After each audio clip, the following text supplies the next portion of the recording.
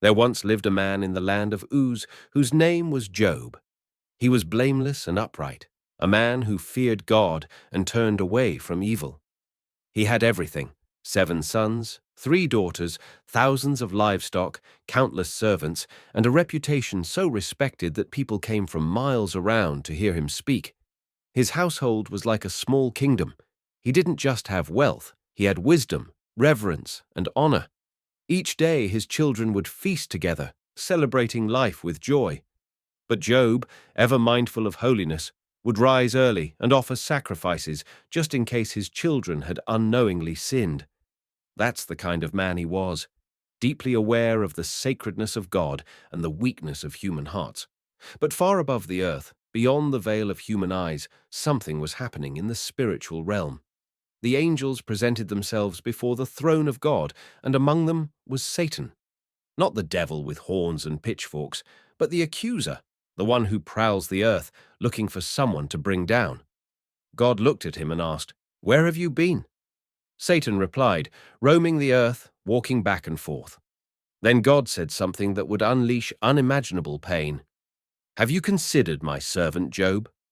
There is no one like him on the earth, blameless, upright, fearing God, and shunning evil." It was not Job who challenged Satan. It was God who brought Job's name up. Satan sneered, "Does Job fear God for nothing?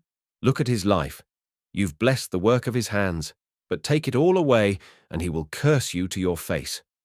God allowed it. Everything he has is in your power. Just don't lay a hand on the man himself.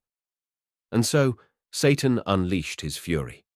In one single day, messengers began arriving at Job's house, one after another, each worse than the last.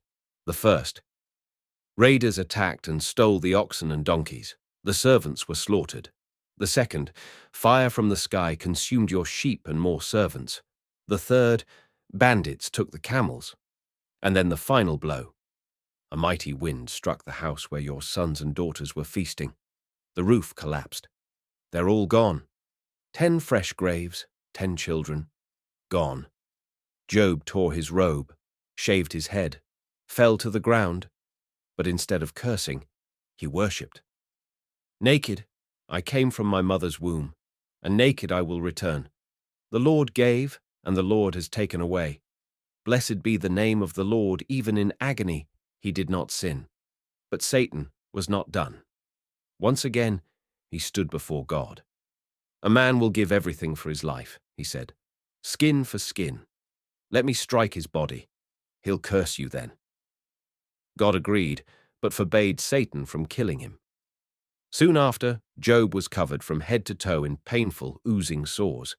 He sat in ashes, scraping his skin with a piece of broken pottery. No physician could help, no friend could comfort, and then came the cruelest blow yet. His own wife said, "Are you still holding on to your integrity? Curse God and die." But Job replied, "Shall we accept good from God and not trouble?" Silence. Then, from the distance, came the arrival of 3 men, his friends, Eliphaz, Bildad, and Zophar. They didn't recognize him at first. His appearance was so disfigured that they wept aloud. For 7 days and 7 nights they sat with him in silence. No one said a word. The grief was too heavy for language. And then Job spoke, not with curses, but with bitter questions. He cried out to the heavens, "Why was I born at all? Why did I not die at birth? What is man that he should suffer like this?" He wasn't questioning God's existence, he was questioning God's justice. That's when the friends broke their silence, and what followed was a long, intense debate, more than 30 chapters of poetry, pain, and theology. Eliphaz, the mystic and moralist, said, "God doesn't punish the innocent. If you're suffering, surely you've sinned. Confess and be restored." Job responded, "I've done nothing to deserve this. If I could speak to God, I'd prove my innocence." Bildad spoke next, cold, firm, and traditional. "If your children died, it's because they sinned. God is just. Repent." Job's heart broke even more. How can a mortal be right before God? Even if I'm innocent, I can't argue with him. He's too great. But where is the mediator, someone to speak for me? Zophar, the harshest of the three, accused Job of arrogance. You claim to be pure, but God knows better. You're lucky he hasn't punished you more. Job's response grew bolder. I know my Redeemer lives, and in the end he will stand upon the earth. And even though worms destroy this body, in my flesh I will see God. They kept going, round after round. His friends clung to a simple equation. Suffering equals sin. But Job knew that wasn't the full truth. He wasn't perfect, but he was not the wicked man they claimed. At times he called out in frustration, demanding an audience with God. At others, he collapsed into despair, saying he wished he were dead. The tension rose, the drama intensified. And then came a new voice. Elihu, the youngest, could no longer stay silent. With passionate fury, he rebuked both Job and the three friends. He said God may allow suffering not just to punish, but to teach, refine, or warn. God speaks in many ways, even through pain. Who are we to judge his ways?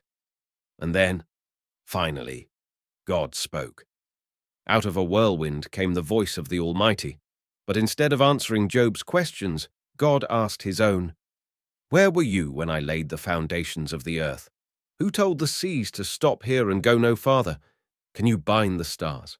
Do you command the morning? Have you walked in the depths of the sea or commanded the storehouses of snow? God painted a cosmic picture of power, wisdom, and control. From mountain goats to thunderclouds, from ostriches to eagles, from the wild horse to the sea monster Leviathan. Do you have an arm like God's? Can your voice thunder like mine? Job was overwhelmed. He covered his mouth. I spoke once. I will not again. I have heard of you with my ears, but now my eyes have seen you. I repent in dust and ashes. God turned to Job's friends and said they had not spoken rightly of him. He ordered them to make sacrifices, and only Job's prayer would restore them. The man they condemned was the one who would stand in the gap for them. And then, in an unexpected twist of divine grace, God restored Job's fortunes. He gave him double of everything he had lost, twice the sheep, twice the camels, twice the children. His daughters were said to be the most beautiful in all the land, and Job lived to see 4 generations. But Job's true reward wasn't just in what he received back, it was in what he saw. He began the story asking, why is this happening? He ended it knowing who God is, and that was enough.